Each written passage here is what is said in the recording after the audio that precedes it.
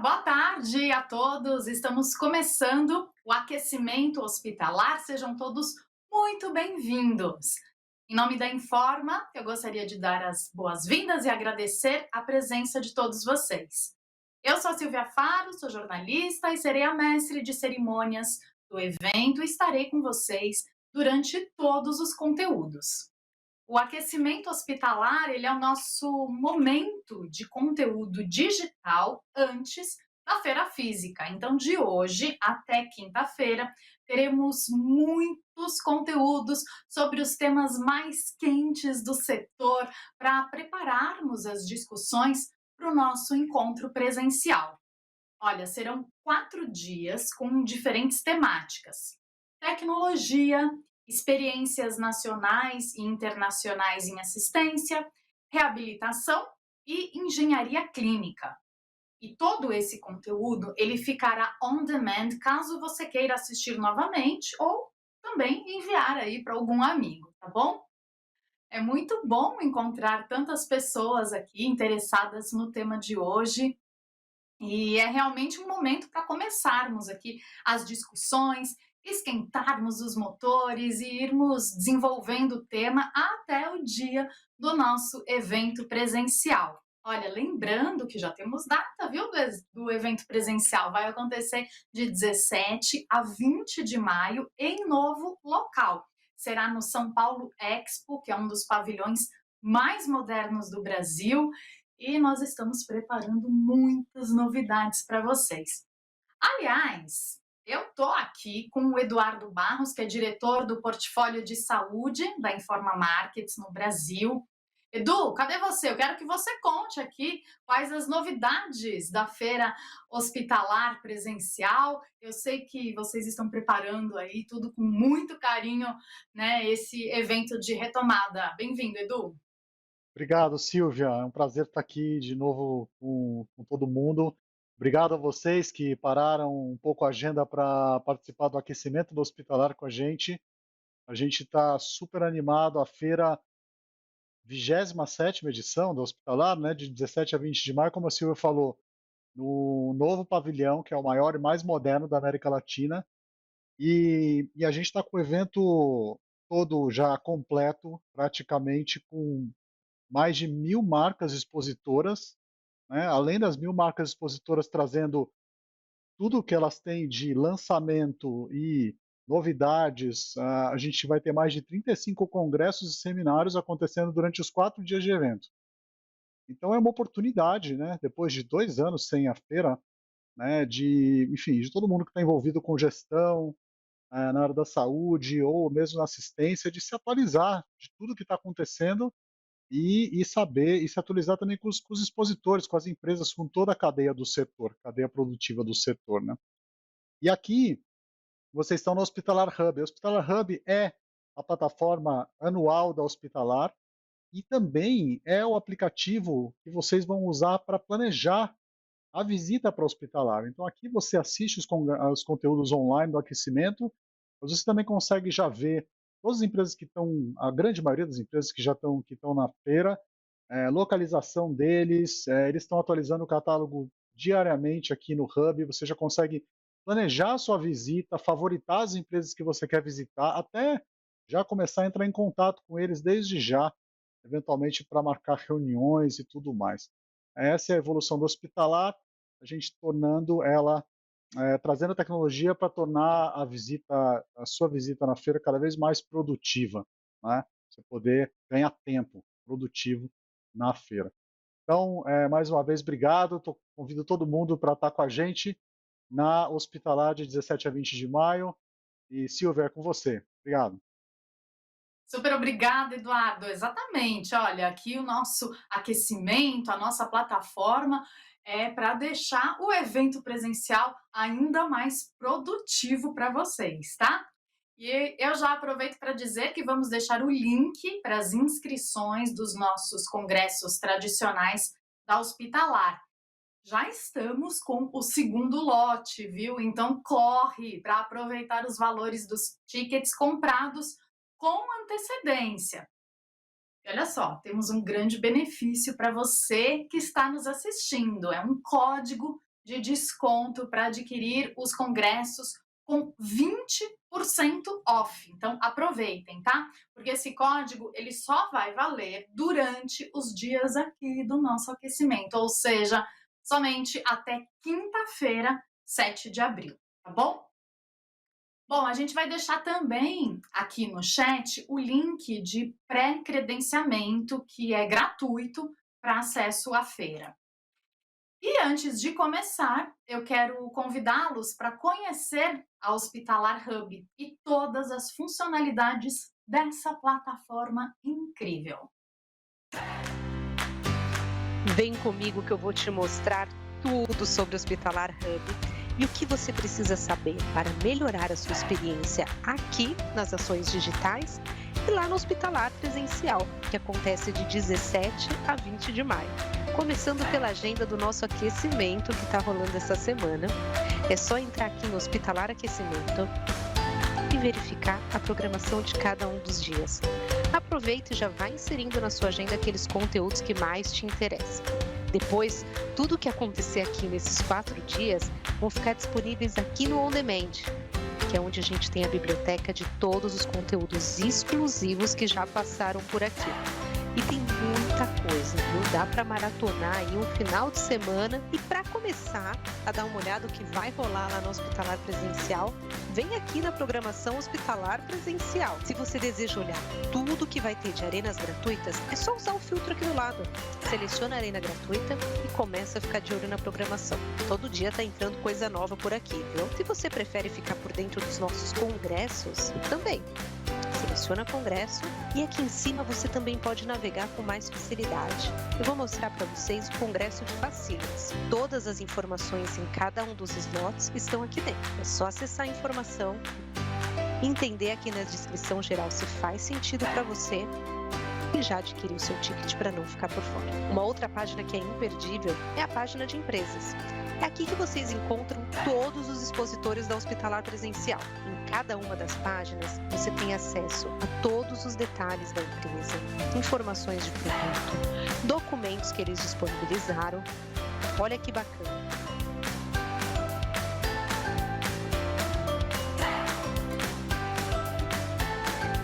E ainda pode entrar em contato com um membro da equipe da empresa e já começar a conversa para antecipar aquele contato que você vai ter presencialmente. Todas as empresas que você quer visitar e não pode perder no pavilhão, você já pode favoritar por aqui. Fica muito mais fácil quando você chegar por lá. E se você procura um produto específico, vem aqui na página de produtos.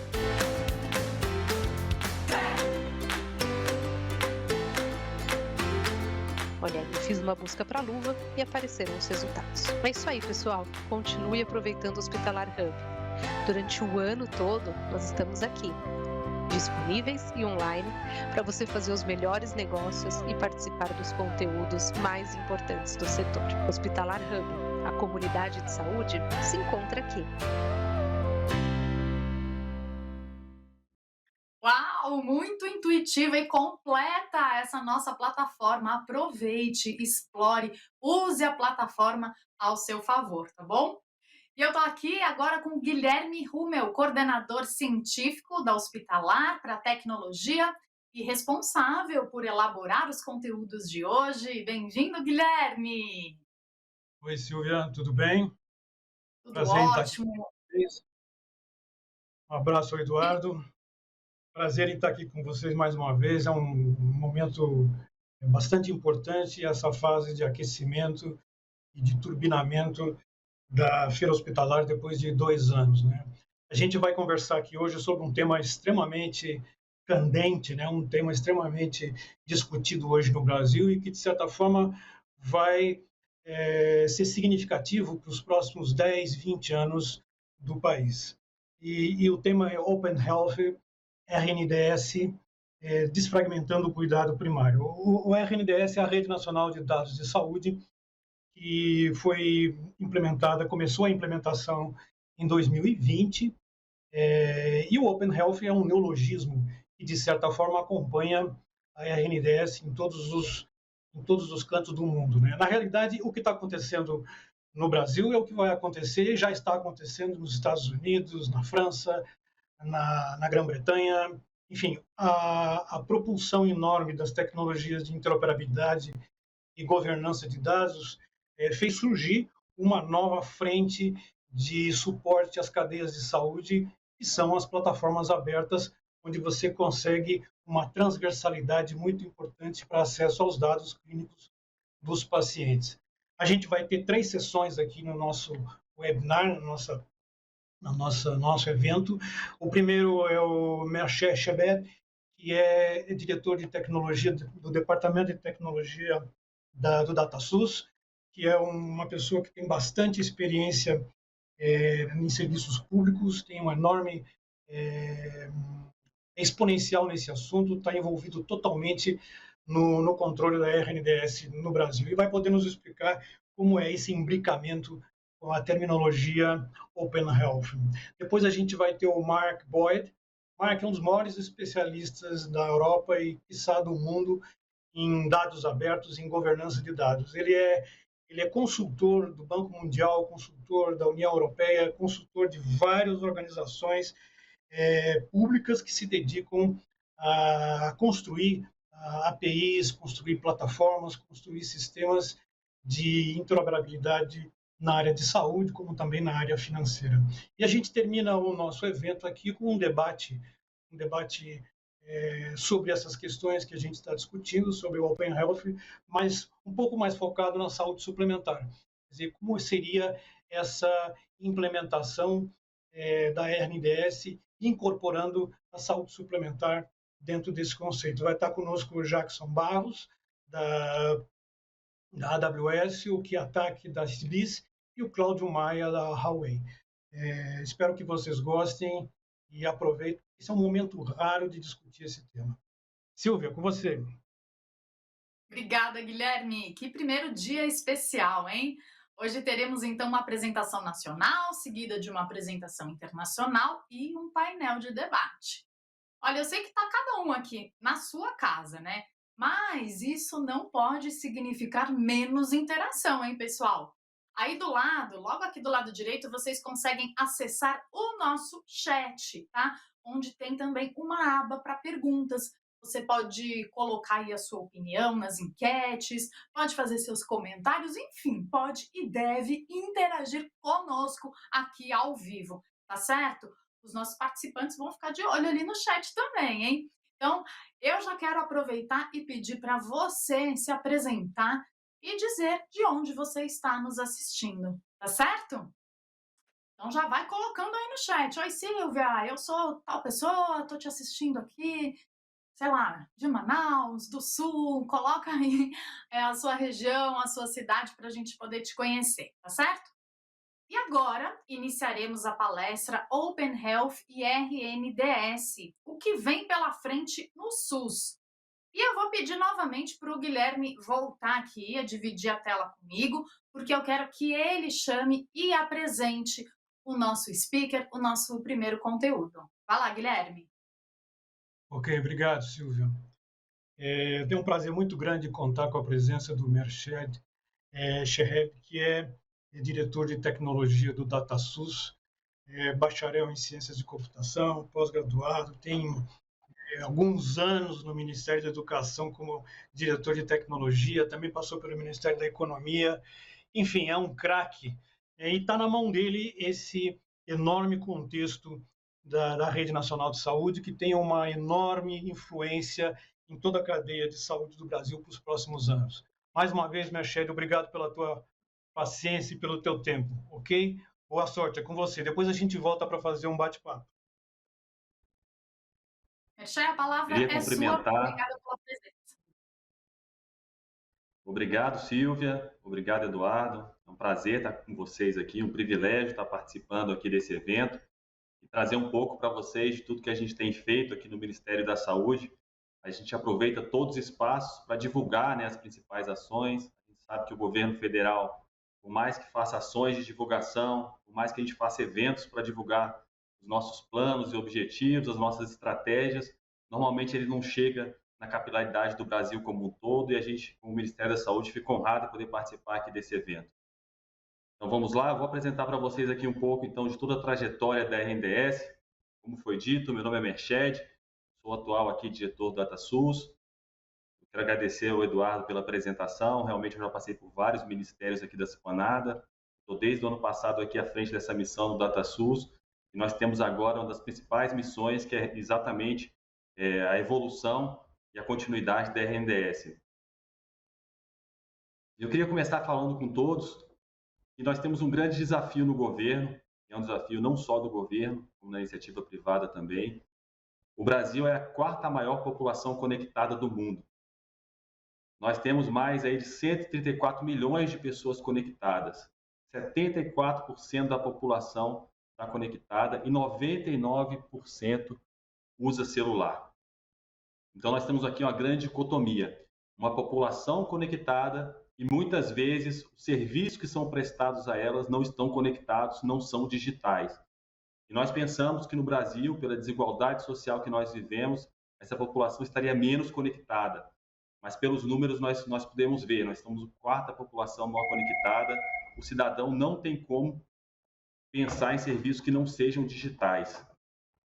E de outro lado, nós temos uma grande revolução, que é a revolução do 5G. Nós tivemos ano passado uma licitação do 5G, onde nós já estamos com o Brasil dividido em regiões, e a expectativa é que até já as principais capitais já estejam com alguma tecnologia 5G conectada.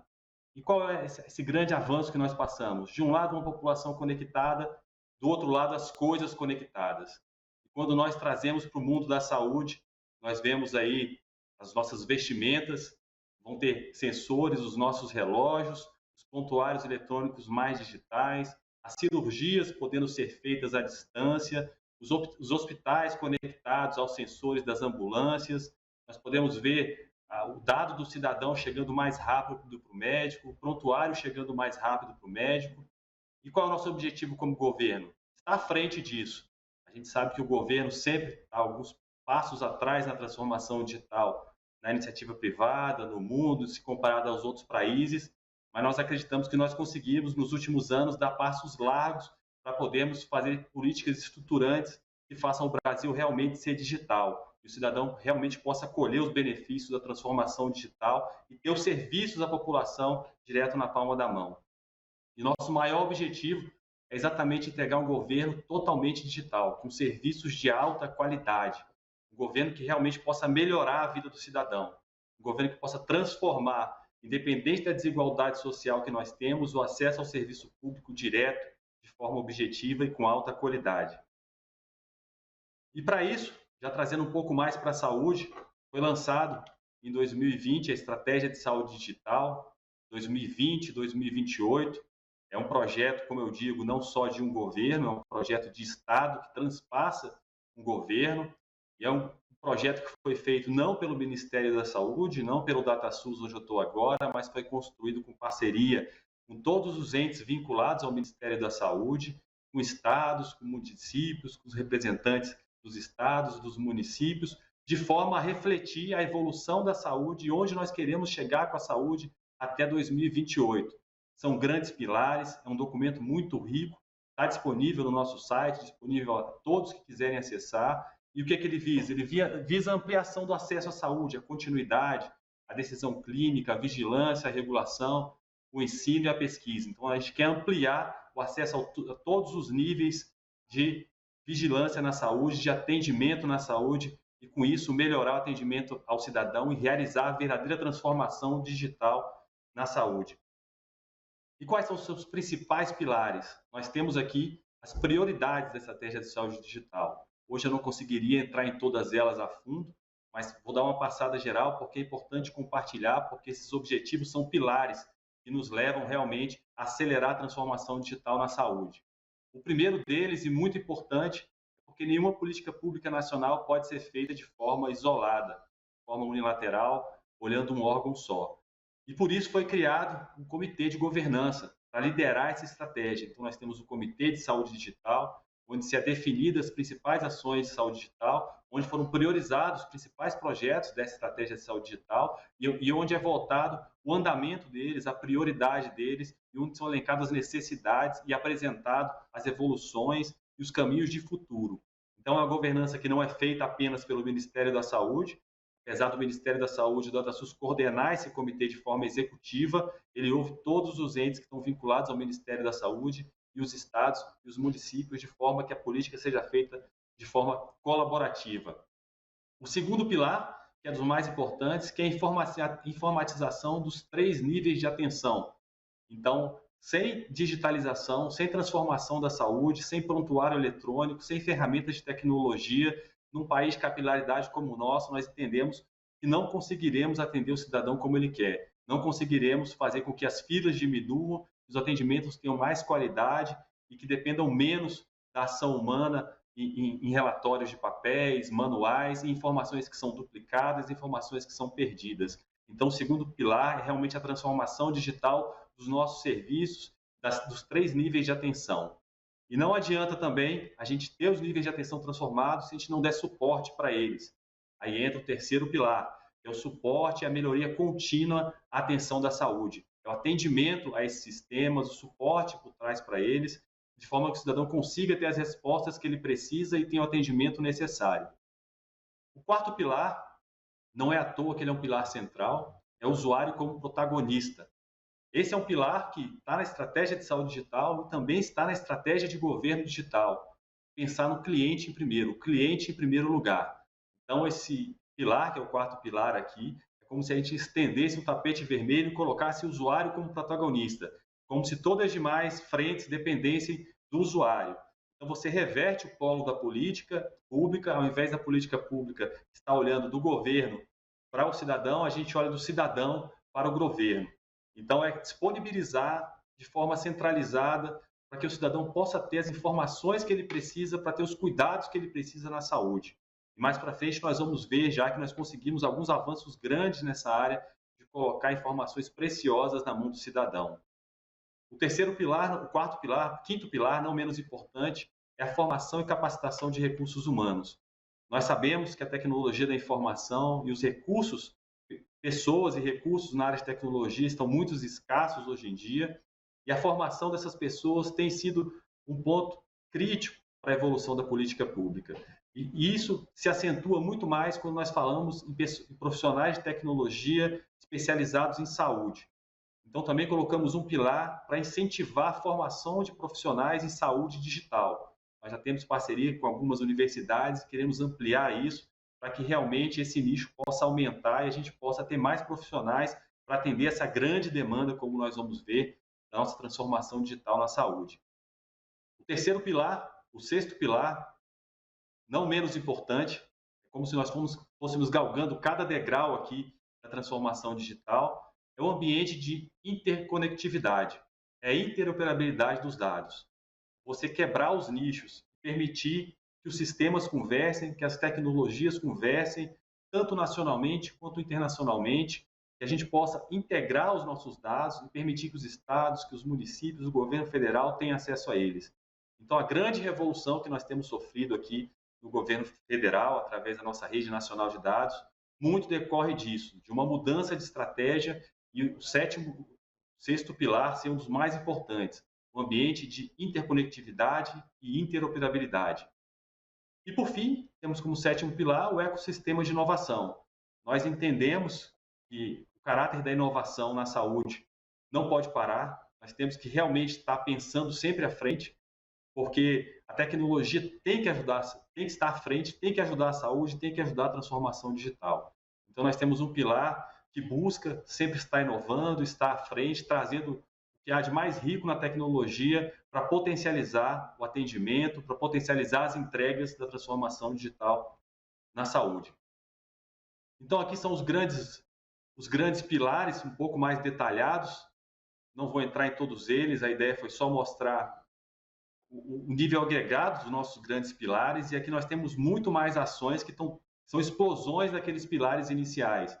Então, nós temos aqui na governança, desde o monitoramento da estratégia digital, a informatização dos 3 níveis, a informatização da atenção especializada, da atenção hospitalar, a capacitação dos recursos humanos, a expansão do Conect SUS, a evolução e a sustentação da nossa rede nacional de dados em saúde, que é a RNDS, a interoperabilidade dos estados e municípios com a RNDS, a disseminação da informação, que é um pilar super importante. Não adianta a gente dar acesso para quem deu a informação, esse cruzamento de dados, essa interoperabilidade, essa disseminação de dados, permite que os gestores na ponta tenham um controle melhor, evita redundância de dados, e o ecossistema de inovação, que é a incorporação dessas novas tecnologias, a incorporação delas para realmente potencializar a transformação digital na saúde. Andando mais um pouco, a gente tem uma política pública madura, uma política pública que está sendo evoluída, que é a nossa estratégia de saúde digital 2020 a 2028, mas nenhuma política funciona se não tiver o monitoramento dela. E nós criamos aqui 3 ciclos de monitoramento, com 3 níveis de estratégia neles. O primeiro é um nível mais tático, que nós temos reuniões mensais para controlar o andamento da estratégia. Um segundo, que são reuniões bimestrais, com o nível mais estratégico dos participantes. E nós temos uma frequência quinzenal, que é a equipe mais tátil do projeto, que está no dia a dia do projeto, para evitar qualquer desvio e munir esses outros comitês. E nós entendemos que, dessa forma, todos os objetivos estratégicos estão sendo reportados e publicados no nosso site também para acompanhamento de toda a população. E, além disso, além de toda a estratégia, como eu falei, nós temos diversas publicações, para justamente que a população possa acompanhar a evolução da estratégia de saúde digital. O primeiro deles é o plano de ação e monitoramento. A gente conta como a gente está fazendo o monitoramento de forma detalhada da estratégia de saúde digital. O segundo são relatórios dos pilotos que nós estamos fazendo com a nossa Rede Nacional de Dados de Saúde. Nós concluímos o nosso piloto em Alagoas, nós começamos uma expansão nesse mês passado no Rio de Janeiro, e nesse ano, a cada mês, nós vamos estar indo para estados diferentes, para promover realmente a expansão do Conect SUS e da RNDS. Nós temos os nossos relatórios de monitoramento e acompanhamento e temos os nossos boletins mensais do Conect SUS, que mostram o dia a dia da evolução do Conect SUS, tanto aqui no governo federal, nos estados, nos municípios, e os seus grandes números e toda a parte orçamentária envolvida nele. Já entrando aqui nos grandes números, nós estamos integrados aqui ao GovBR, esse grande portal, repositório de todos os sites de governo, que chegou aí no final do ano a 170 milhões de usuários únicos. Quase toda a população brasileira está com um login único. Como vocês podem ver nesse gráfico, nós tivemos um aumento aí de janeiro de 2009, onde nós tínhamos 1,7 milhões de usuários, agora para 170 milhões de usuários. Desde o ano passado para cá, são 3,5 milhões de usuários a mais por mês. E nós, aqui na Transformação Digital da Saúde, estamos totalmente ligados no GovBR, não só com o nosso portal do Conect SUS, com o nosso portal do Ministério da Saúde, mas também com exatamente toda a estratégia e toda a identificação do usuário. Um pouco mais de transformação digital, antes de a gente entrar aqui no tema da saúde, esse portal GovBR conta com mais de 4.773 serviços, sendo que 72% deles já são digitais, o que abarca 71% das demandas do cidadão. Então, como eu falei no começo, o cidadão precisa de um governo digital e nós estamos do lado de cá, chegando perto de atender toda a demanda que o cidadão precisa de forma digital. E mostrando o potencial desse portal, nós temos quase 500 milhões de páginas visitadas por mês. E em breve se tornará o maior portal de governo do mundo. Então, nós estamos aí agregados, querendo reunir todo o foco da informação no cidadão. Então, o cidadão tem um canal de entrada para o governo, que é o GovBR, e depois do GovBR ele entra na transformação digital da saúde. E nós chegamos aqui ao ponto-chave aqui do nosso evento, que é falar um pouco da RNDS, falar um pouco também da evolução da RNDS como o Open Health Brasil. Nós sabemos que vários países do mundo têm lidado com esse tema, alguns países estão muito mais avançados que o Brasil, já tratam desse tema há 10, 15 anos à frente do Brasil, mas nós demos grandes saltos de 2019 para cá. De 2019 para cá, principalmente em 2020, nós lançamos a RNDS, que é a nossa Rede Nacional de Dados em Saúde, com a ideia dela ser o grande repositório de informações do governo federal de dados em saúde. Nós estamos falando aqui de todo o relacionamento do cidadão com o SUS, todo o relacionamento de toda a rede que atende o SUS, dos profissionais de saúde, dos laboratórios, dos hospitais, dos gestores, de todas as redes de atendimento, toda a comunidade que participa, todos os profissionais envolvidos também com o atendimento da saúde, estão dentro dessa grande rede. Então, vale se dizer que não é um sistema, não é uma solução, é um grande repositório, é um grande aí lago de dados com várias frentes definidas, com vários protocolos, e foi definido um protocolo, adotado um protocolo internacional de comunicação, que a gente possa comunicar com diversos atores aqui do Brasil, como fora do Brasil também, de forma a integrar a saúde, não só a nível nacional, mas como a nível internacional. Então, nós temos caminhado de 2020 até agora para ampliação desse Open Health brasileiro, que é a RNDS.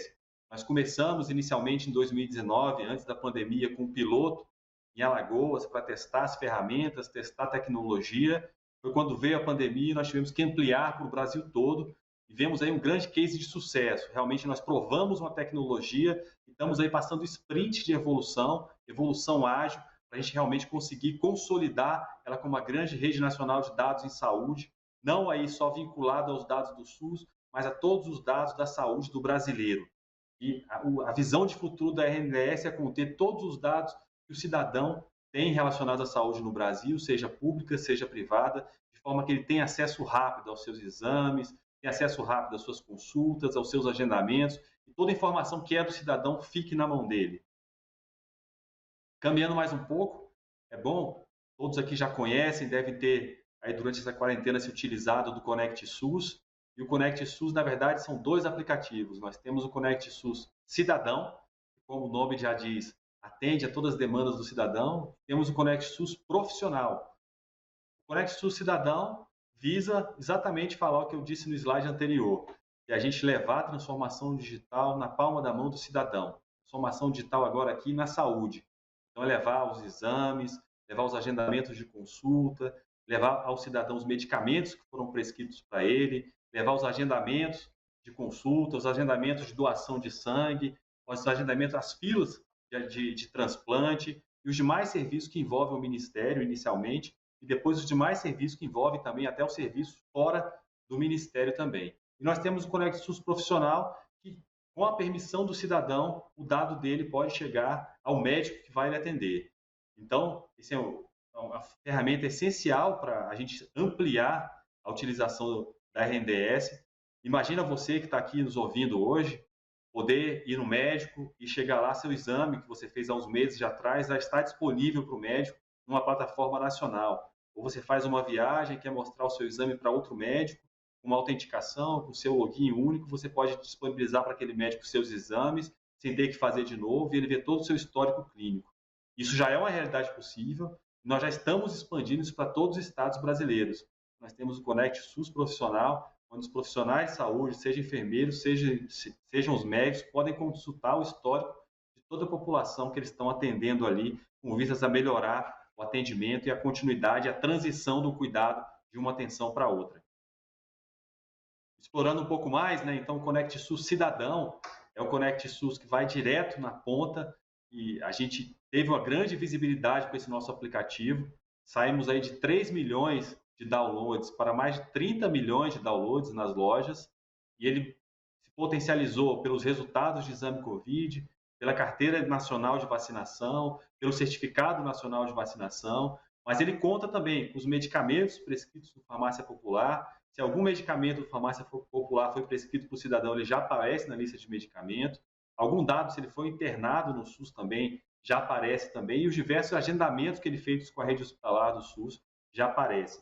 E esse é o aplicativo que vai levar não só isso, mas o caminho de futuro dele é virar um super app e trazer os demais aplicativos de saúde para estarem filiados a ele, de forma que o cidadão possa realmente acessar seus dados da saúde num lugar só. Então, o Conect SUS é o grande repositório de informações da saúde para o cidadão.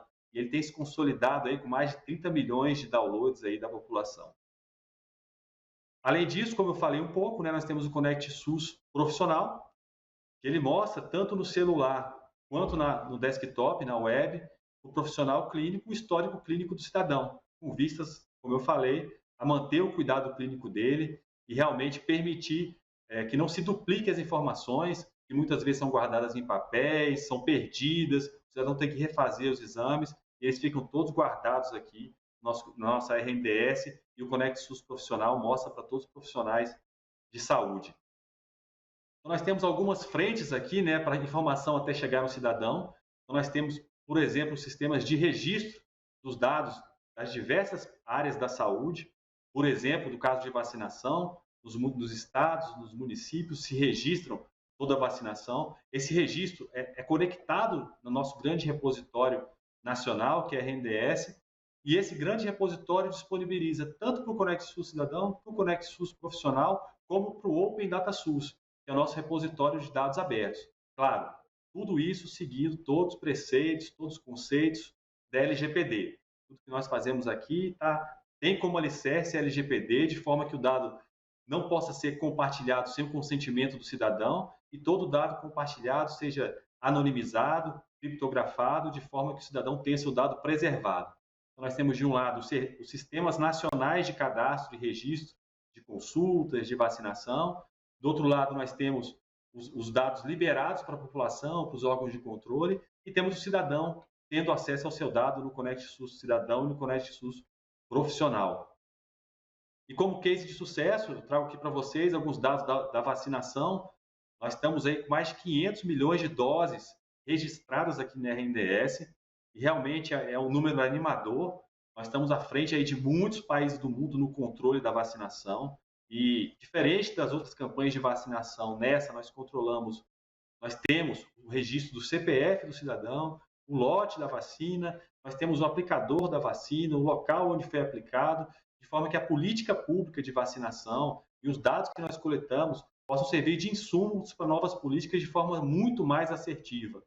E, além disso, com 500 milhões de doses registradas, se consolida como uma política pública de Estado. Nós temos mais de 141 milhões de sistemas terceirizados integrados já na RNDS, o que mostra a facilidade de integração e a viabilidade desse projeto também. Por outro lado, nós já temos aqui mais de 50 milhões de registros de exames de Covid. Então, os exames que são feitos em laboratórios, atualmente são mandados automaticamente aqui para a RNDS, e qualquer um que for fazer o exame, alguma rede que já está conectada conosco, à medida que sai o exame, já aparece integrado a RNDS. Nós temos mais de 400 laboratórios conectados também à RNDS. São grandes cases de sucesso que têm consolidado a RNDS como essa política de Estado. Então, aqui, ainda trazendo a título de exemplo, né, nós temos aqui o Conect SUS Cidadão, que traz aqui as doses aplicadas em cada cidadão da população brasileira, inclusive nas crianças. Temos aqui a certidão, o certificado de vacinação. Esse certificado está atualmente em 3 línguas. Nós temos um QR Code e nós estamos em fase avançada já de integração com a União Europeia para permitir que os protocolos se comuniquem e esse certificado possa valer também na União Europeia, já utilizando todas as regras que a OMS nos solicitou. Então, quais são os grandes desafios aí do Open Health, já aqui partindo para a conclusão, como visão de futuro, como forma de trazer debate aqui para esse nosso esquenta do Congresso Hospitalar.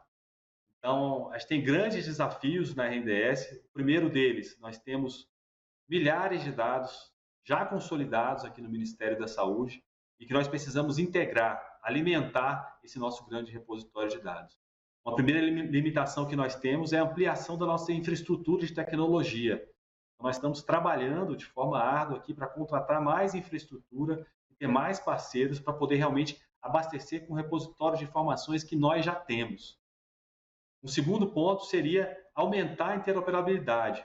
Então, permitir que os demais prontuários existentes possam abastecer também a RNDS, que eles possam se conectar a essas nossas APIs de conexão e realmente possam inundar esse nosso lago de dados e as informações continuarem chegando ao cliente, continuarem chegando aos estudos, para que tanto a pesquisa quanto o cidadão tenham as informações que precisam. Um terceiro ponto é o fortalecimento, o segundo ponto é o fortalecimento da cultura de compartilhamento de dados em saúde. Com a LGPD, nós vimos aí uma grande preocupação com a legalidade dos dados, com a disponibilização dos dados, e vemos muitos órgãos e muitas áreas restringindo muito o acesso ao dado. Então, nós temos progredido em fortalecer a cultura do compartilhamento, de forma, com certeza, a seguir todos os requisitos da LGPD, mas de forma que realmente continuem sendo populados os repositórios de dados e que a gente possa crescer com essa política. E, por fim, permitir que o cidadão possa decidir e utilizar todos os produtos e serviços que têm seus dados. Eu digo aí, desde o seu prontuário clínico, como eu falei aqui durante a apresentação, ele ter acesso aos seus dados no relacionamento com o SUS e com demais entes, quanto os demais serviços vinculados à saúde. Aí eu digo para vocês, os planos de saúde, como seria bom se o cidadão pudesse pesquisar, conforme seu perfil, os planos de saúde que estão aderentes, e assim como o Open Bank, ele poder trocar de plano de saúde com alguns cliques. Nós sabemos que essa é uma discussão que foi iniciada há pouco tempo.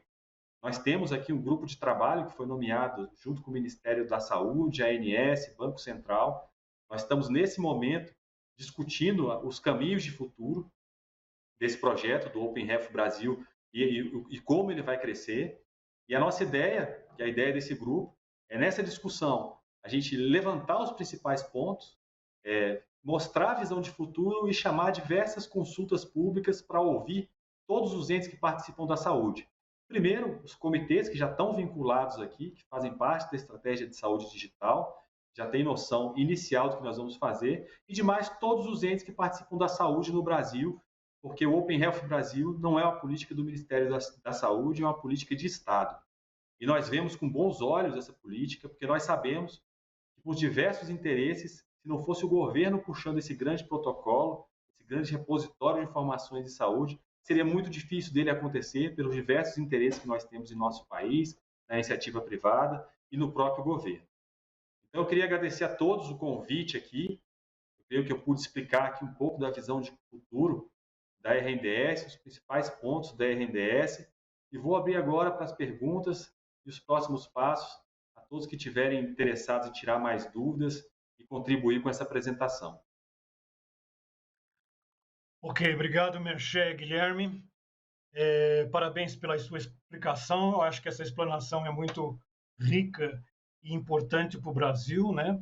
A gente tem ainda um certo grau de confusão dentro do mercado, em função de alguns posicionamentos que foram colocados ao longo dos últimos meses, né, sobre essa imbricação da saúde suplementar com a saúde pública, principalmente no quesito do compartilhamento dos dados. Então, existe uma corrente, obviamente, nós estamos sempre num fluxo político e cada um tem uma posição diferente sobre isso. Mas quando você coloca a cultura do compartilhamento de dados, que é absolutamente imperativa de se treinar e de se exercitar no Brasil, eu queria que você nos explicasse um pouco ou tirasse grande parte da nossa audiência de tomadores de decisão da saúde suplementar, que de certa forma também tem os seus próprios beneficiários preocupados com esse avanço do Open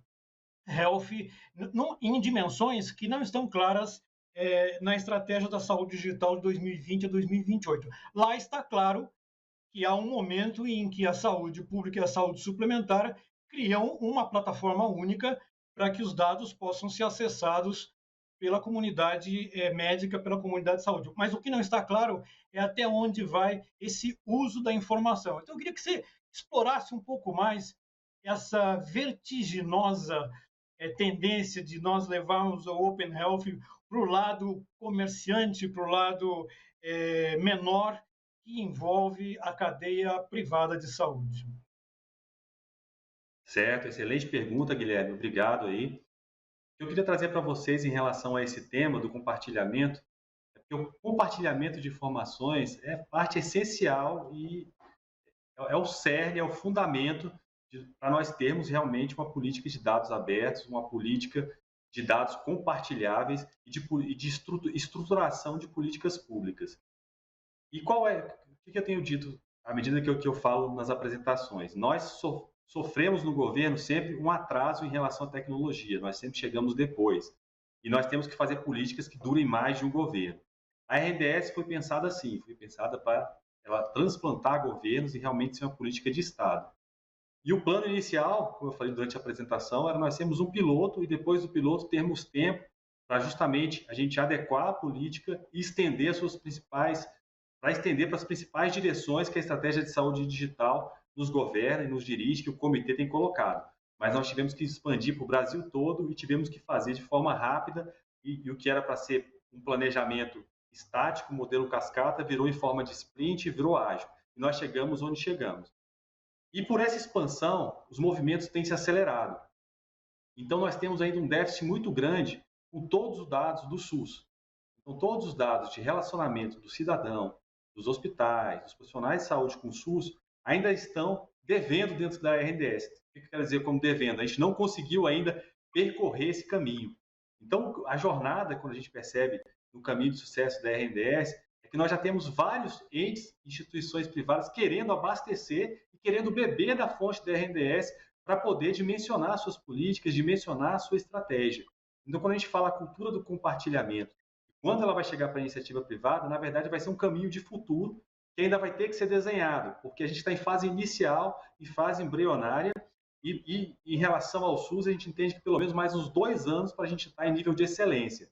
Mas a gente vê a médio prazo que realmente todos podem beber dessa fonte e todos vão ser beneficiados com ela. Mas não temos nenhuma política ainda estruturada de forma que a gente possa aqui lançar diretamente com datas, com prazos, com metas.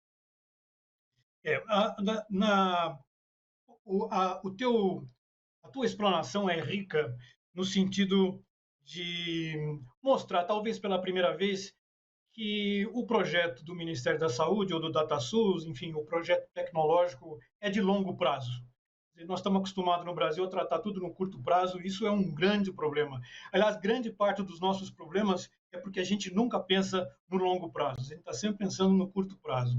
Nesse sentido, eu queria fazer uma colocação para você sobre o papel do registro eletrônico de saúde, quer dizer, o papel do prontuário digital de saúde, que é uma âncora em todos os países, como está acontecendo agora nos Estados Unidos, que não importa muito os protocolos dele, mas ele será interoperável. Com blockchain, com várias ferramentas de governança, você vai poder fazer essa interoperabilidade dentro da rede em um momento qualquer no futuro. Nesse sentido, a minha pergunta é simples. Você não acha que o registro eletrônico de saúde deveria ser mandatório no Brasil, como foi o TIS? Por que o TIS deu certo? Porque num determinado momento se pensou, não adianta mais pedir para a cadeia de saúde, olha, é um conjunto de interesses que caminha em direções, em faces diversas, e dificilmente a gente vai chegar num consenso. E aí eu sinto que talvez a RNDS possa ser atrasada, ou possa ser obstaculizada, porque nós não aceitamos que o registro seja mandatório, seja compulsório no Brasil. O que você acha disso? Mais uma excelente pergunta, obrigado, Guilherme. Você foi num ponto central, é um ponto neurálgico aqui do sistema de saúde, que é exatamente onde estão os registros, né, de todos os prontuários do Brasil. Eu digo que a RNDS foi uma grande revolução, porque se tentou durante anos no Ministério da Saúde se fazer um protocolo único.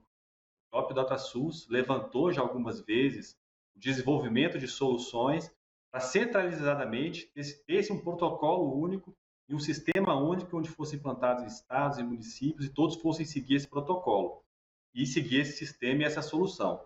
Só que a RNDS vai fazer isso em outro caminho. A RNDS vai ter uma das entregas da RNDS é ter esse caminho, é ter esse protocolo único, só que ela não vai obrigar todo mundo a utilizar um sistema único. Cada um na ponta, cada município, cada estado, pela dimensão do Brasil, a continentalidade do Brasil, a gente não conseguiria percorrer todas as minúcias que o Brasil tem, ter todas as funcionalidades que o estado, que o município tem, mas a gente tem aqui no Brasil um repositório central. Então, nós estamos, nesse momento, fazendo um recorte desse prontuário eletrônico. Vamos começar a utilizar ele esse ano como piloto para farmácia popular. Então, os medicamentos que forem prescritos por farmácia popular já vão fazer parte de um prontuário nacional eletrônico dentro da RNDS, já como piloto, pensando no protocolo nacional. Então, nós estamos criando bases para, no futuro, a gente criar esse grande protocolo nacional, mas quando a gente estiver pronto para receber de todo mundo. Cada um pode ter o seu sistema, pode ter sua solução, a que achar melhor para a sua realidade, mas vai mandar um protocolo único para o governo federal para a gente ter esse controle e realmente poder fazer uma política pública de qualidade. É como está fazendo o Medicare e o Medicaid nos Estados Unidos. Quer dizer, você só recebe se você enviar dados segundo um protocolo da RIPA. Quer dizer, essa é a visão. Não importa muito qual é o sistema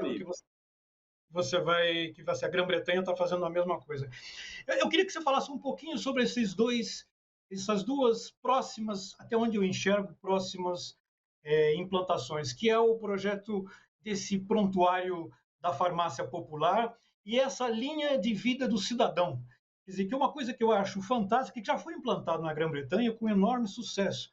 Isto é, desde o início da vida de um indivíduo, quando ele nasce até o final da vida, ele tem um número de protocolo que vai acompanhar ele o resto da vida. Fala um pouquinho para a gente sobre isso.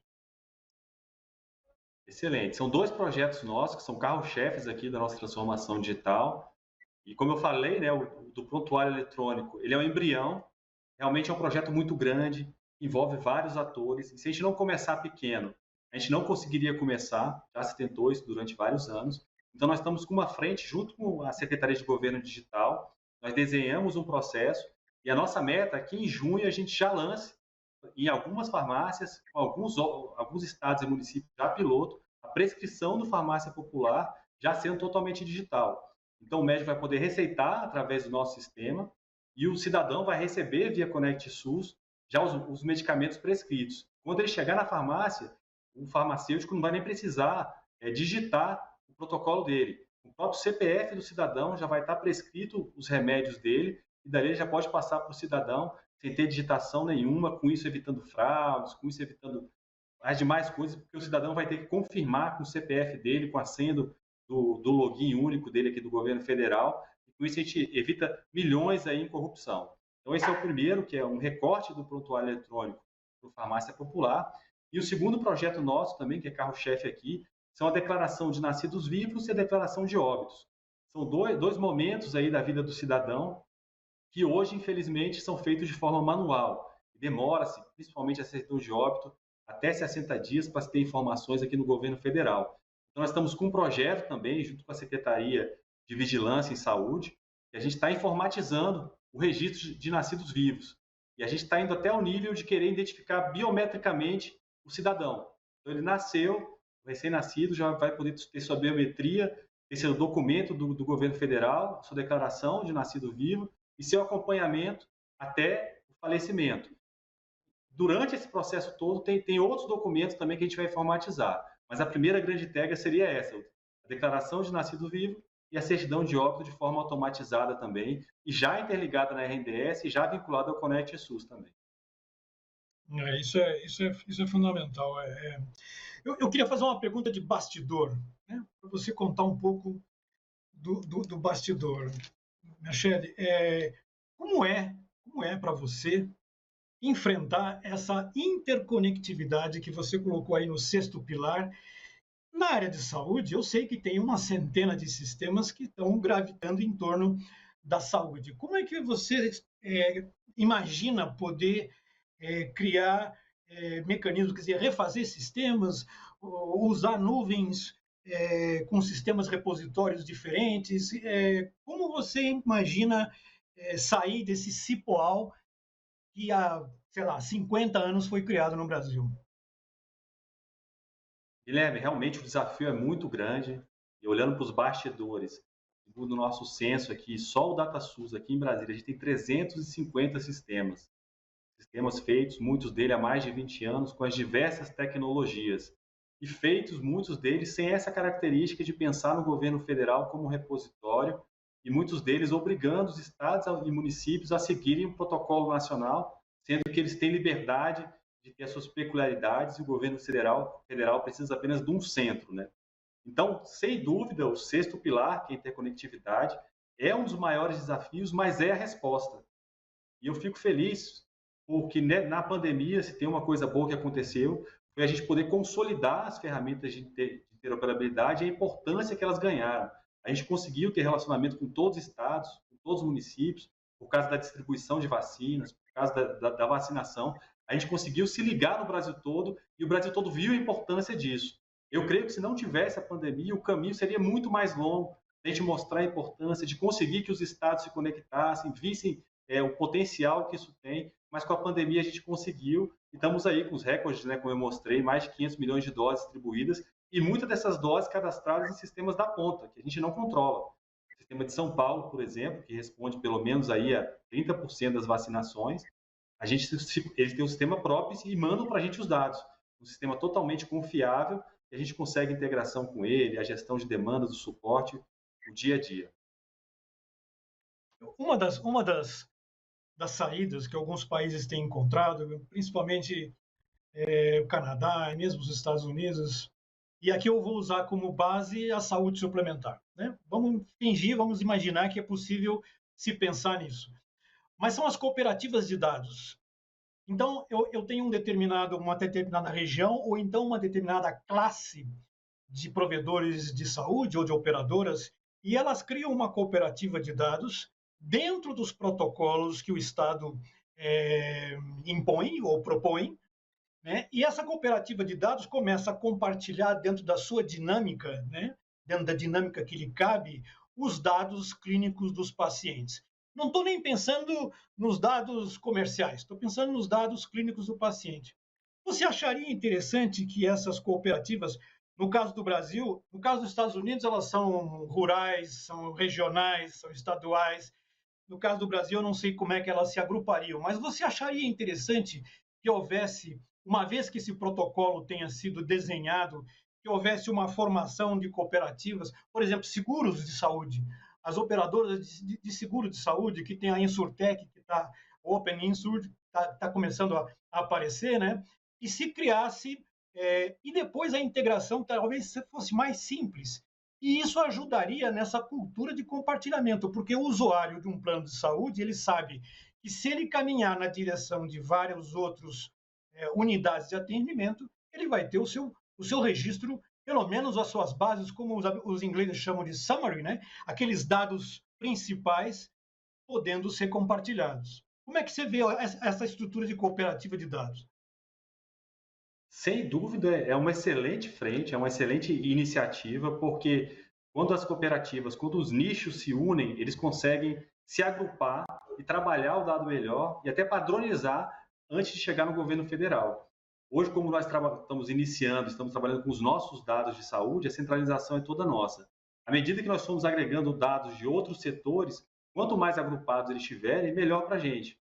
Diferente, por exemplo, do Open Bank, o Open Bank, são grandes protocolos onde são regularizadas e prescritas normas que todos os bancos têm que seguir. Mas a informação em si não fica no repositório central do Banco Central. O Banco Central apenas normatiza e diz como é que esses protocolos vão funcionar. No nosso caso é um pouco diferente, o dado está aqui com a gente. Então, quanto mais nichos organizados nós tivermos, melhor chega a informação para a gente. Pensando nisso, quando a RNDS foi criada, ela já foi criada em blockchain, com nós disponíveis para cada estado.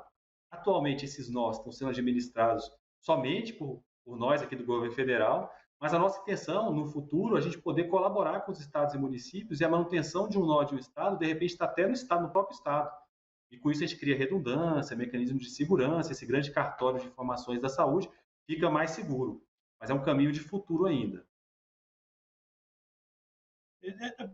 Para ir finalizando, eu queria fazer uma pergunta para você muito delicada do ponto de vista da organização de dados no Brasil. O Ministério da Saúde sofreu, no final do ano passado, dois colossais ataques hackers, né? Você sabe muito bem disso, e fizeram um estrago enorme, e o Ministério foi rápido em se reposicionar, mas foi talvez seja um dos mais violentos ataques na saúde do Brasil em termos de hacker, né? Se não foi o maior. Como é que é a preocupação de vocês em relação à infraestrutura para suportar essa massa de dados? Quando você falou em 500 milhões de acessos, falei, nossa senhora, isso é uma grande tortura para o cara ir dormir à noite pensando que tem lá 500 milhões de pessoas fazendo acesso. Como é que está pensando a infraestrutura de segurança de dados para essa RNDS? Excelente pergunta também. É um projeto de Estado. Sem dúvida nenhuma, Guilherme, a RNDS vai ser a maior base do governo federal. Quando todos os repositórios do SUS estiverem dentro dela, quando os demais dados do relacionamento com o SUS estiverem dentro dela, e toda a consulta do cidadão, você imagina, dentro da RNDS, realmente será o maior repositório e, sem dúvida, um dos mais visados por ataque hacker, por bloqueios e tentativas, né, de recuperação desses dados. Como você falou, nós tivemos aí em dezembro um grave incidente de segurança, se não foi o maior, um dos maiores que o governo já passou. Hacks profissionais conseguiram invadir o ambiente. E o que a gente pensa em relação a isso? Inicialmente, nós estamos ampliando os nossos provedores aqui de infraestrutura e tecnologia, mas nós entendemos que o governo federal dispõe de duas empresas públicas, Dataprev e o CERP. E os principais projetos estruturantes do governo estão em uma dessas empresas. Nós estamos estudando a migração, principalmente da RNDS, para uma dessas empresas, que é o CERP. Nós estamos em fase avançada, o CERP esteve aqui conosco, olhou todo o ambiente, porque a gente entende que um repositório desse tamanho, com tantas informações, tantos acessos, uma coisa nacional, tem que estar realmente numa empresa pública que garanta a continuidade do projeto, independente de transições políticas, de ministério, é uma visão geral de segurança. Então, a médio prazo nós vemos essa migração, mas até antes disso nós estamos investindo em infraestrutura interna para ampliar tanto a infraestrutura em si, de tecnologia, quanto a parte de segurança. Porque a segurança é assim, quanto mais a gente investe, mais a gente precisa investir, porque a forma de atacar sempre muda e a gente sempre tem que estar à frente dos atacantes, né? Isso é uma corrida sem fim. Quer dizer, nós nunca vamos ter fim em relação a isso. Os próprios provedores de sistemas de proteção sempre falam sobre isso. Eu queria fazer uma última pergunta. Como é que você percebe ou entende dentro do DataSUS o conceito de sandbox? Isto é, eu utilizar determinados tipos de ensaios, né, com baixa regulação, mas ensaios tecnológicos diretamente com o usuário, quer dizer, como está fazendo a SUSEP, enfim, como fez o Banco Central no Open Banking. Como é que você enxerga o potencial de você trazer alguma dessas health techs, ou trazer alguma dessas agregadas, né, para desenvolver projetos de sandbox, para encurtar o tempo de resultado, de tirar análise dos resultados? Excelente pergunta também. Na verdade, eu quero te agradecer, que realmente tem sido altíssimo nível as perguntas. Tenho gostado muito de estar aqui com você, Guilherme. Em relação a isso, o que a gente tem feito? Os dois projetos que eu citei, por exemplo, que é o de prescrição farmácia popular e o projeto de nascidos vivos, eles já funcionam como uma startup do governo digital. Então, a gente criou uma pequena startup já para fazer entregas em curto prazo. Então, são projetos que têm que durar de 8 a 12 meses no máximo. E a nossa ideia é exatamente essa, a gente ter recortes que a gente possa usar naquele último pilar de inovação e trazer inovação de forma rápida. Porque a grande deficiência do governo é a gente conseguir avançar na velocidade que precisa. E assim como as multinacionais também, né? A gente vira verdadeiros elefantes e a gente, quando está no governo federal, tem toda uma parte normativa, toda uma política por trás, que para você mudar demora. Então, eu vejo a iniciativa da Secretaria de Governo Digital, com as startups que eles criaram lá, essa forma da gente conseguir acelerar os projetos aqui de inovação. Inicialmente, nós começamos com 2, mas a nossa ideia é que a cada inovação que venha, a gente tenha essa velocidade aí, de no máximo 8, 12 meses, estar fazendo entregas e alimentando esse ciclo de evolução. Ok. Ótimas notícias. Eu espero que tenha ficado claro que a saúde suplementar pode ficar um pouco aliviada, que ninguém vai ter aí ninguém está montando um presépio especial no final do ano na área de saúde suplementar, com essas ficções que são lançadas a todo dia, e que existe um projeto de integração da RNDS com a saúde suplementar, mas ele carece de discussão, de protocolos, de um alicerce que que todos possam participar. Agradeço imensamente a tua participação, o teu esclarecimento. É muito importante para a saúde manter um elo de comunicação. Espero que você possa voltar lá no Hospitalar já contando alguns novos resultados que ocorreram. Agradeço toda a tua equipe, eu sei que você tem uma equipe enorme de bastidor, agradeço eles pela atenção e parabéns pelo trabalho, né? Eu tenho 25 anos na área de saúde tecnológica, né?